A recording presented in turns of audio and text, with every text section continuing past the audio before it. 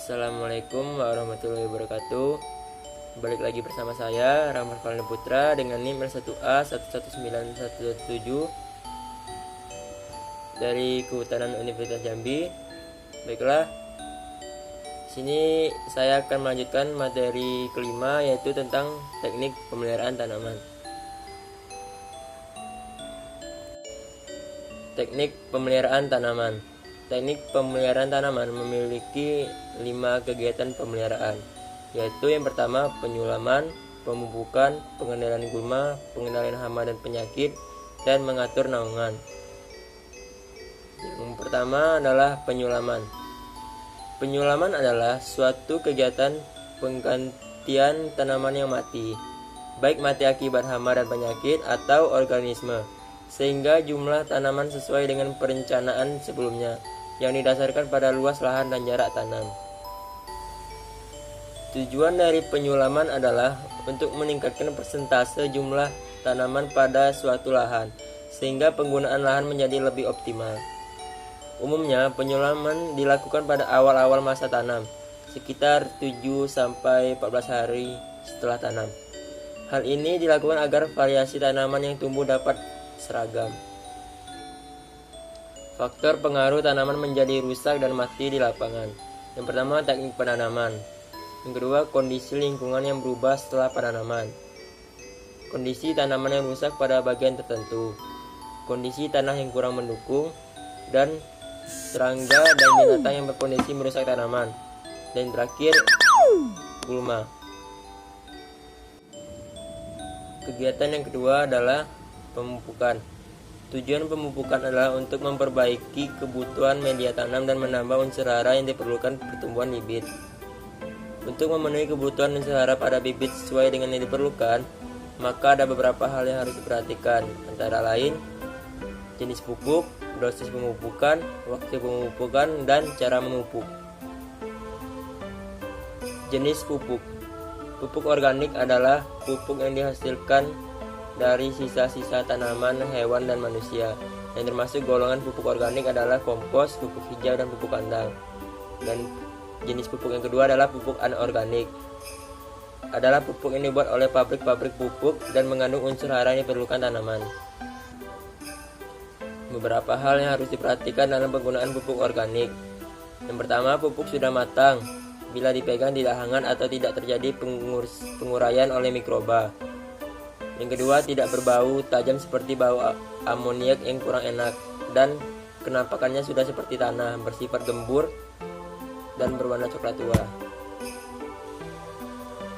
Jenis pupuk anorganik yang sering digunakan dalam pembibitan adalah pupuk nitrat seperti urea, ZA, pupuk fosfat seperti super fosfat, asam fosfat, pupuk kalium seperti kalium sulfat, kalium klorida, pupuk daun seperti gandasi, NPK, dan lain-lain. Dosis pemupukan. Penentuan dosis yang diberikan pada pembibitan tergantung pada fase pertumbuhan bibit, tingkat kesuburan media tanam, dan jumlah populasi bibit. Pemberian pupuk pada fase muda, media tanam yang subur dan populasi yang sedikit, dosis pemupukannya lebih rendah bila dibandingkan dengan fase pertumbuhan yang lebih dewasa, media tanam yang kursus, dan populasi tinggi. Waktu pemupukan dalam pembibitan didasarkan pada jenis pupuk yang digunakan, fase pertumbuhan, dan kondisi cuaca.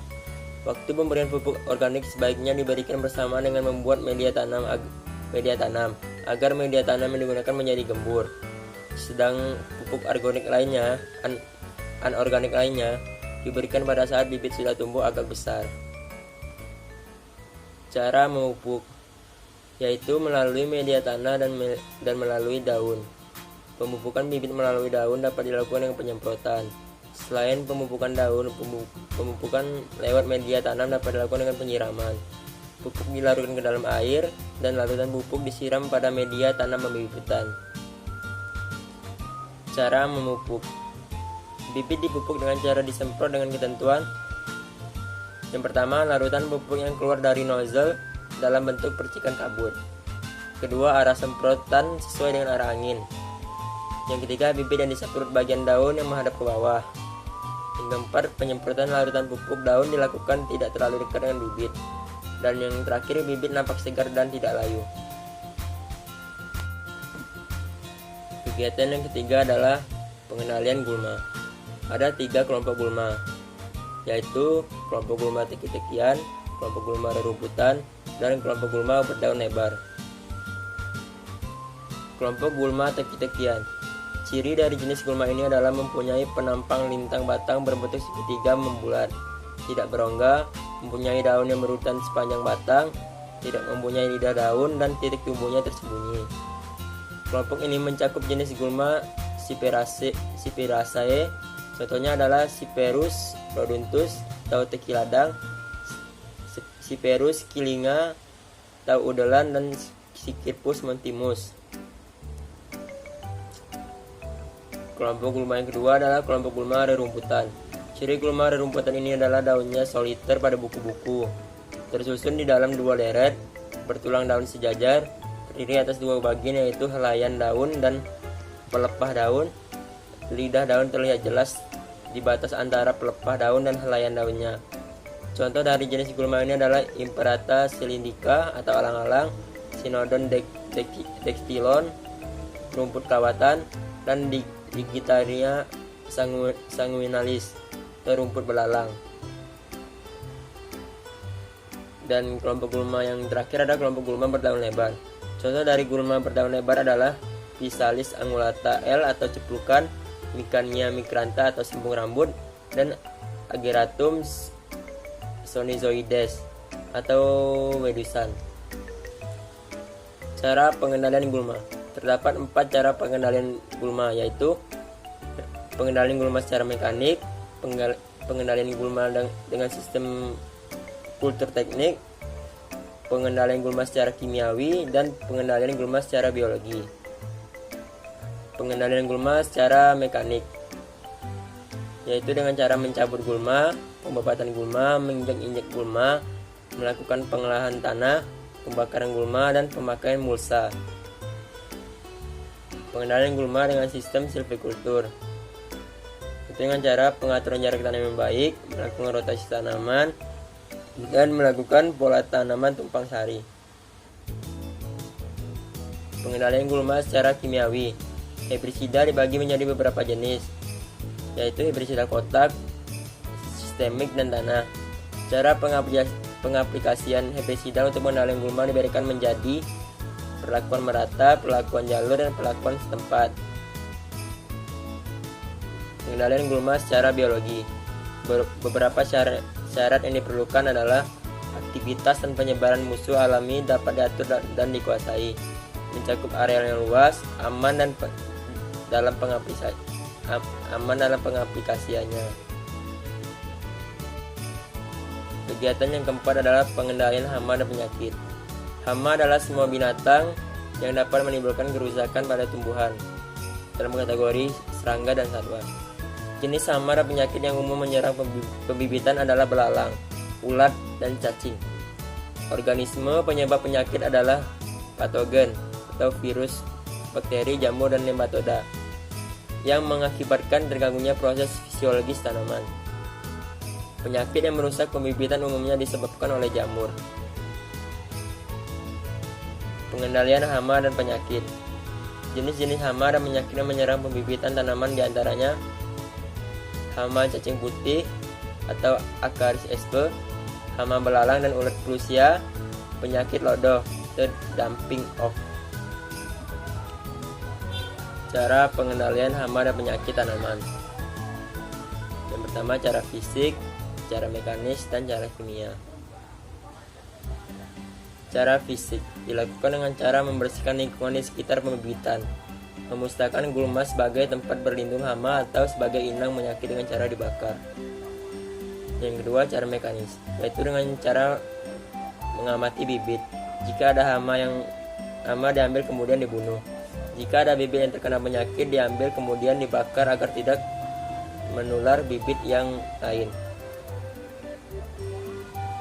Menurut fungsinya, ada beberapa jenis pestisida, yaitu insektisida untuk mengendalikan hama serangga, akarisida untuk mengendalikan tungau dan kutu, Fungisida untuk mengendalikan jamur atau cendawan, Nematicida untuk mengendalikan cacing atau nematode, Bakterisida untuk mengendalikan bakteri, Rodentisida untuk mengendalikan binatang pengerat, Helisida untuk mengendalikan siput atau bekicot, dan herbisida untuk mengendalikan gulma. Kegiatan yang terakhir adalah mengatur naungan. Mengatur naungan. Pengaturan naungan pembibitan dilakukan dengan ketentuan. Yang pertama, naungan pembibitan dibuka pada saat cuaca cerah pada pagi hari. Yang kedua, plastik naungan digulung rapi dari sisi ujung sebelah timur sampai ke sisi ujung sebelah barat. Pada saat sebelum terik matahari, plastik naungan ditutup kembali dengan rapat dan rapi, dan pada bagian ujung-ujung bibitan terbuka. Lama naungan dibuka dari hari ke hari semakin meningkat, berlangsung sedikit demi sedikit disesuaikan dengan pertumbuhan bibit sampai akhirnya bibit tahan terhadap terik matahari. Dan yang kelima, bibit tidak mengalami stres atau layu selama plastik naungan dibuka. Bibit yang setelah dipelihara akan menunjukkan yang pertama, tumbuh subur dan segar, tidak terserang hama dan penyakit, tumbuh kuat dan tegak, dan pertumbuhannya normal atau tidak cacat. Baiklah, mungkin hanya itu saja yang bisa dapat saya sampaikan. Bila ada salah-salah kata atau kekurangan, saya mohon maaf. Saya akhiri. Wassalamualaikum warahmatullahi wabarakatuh.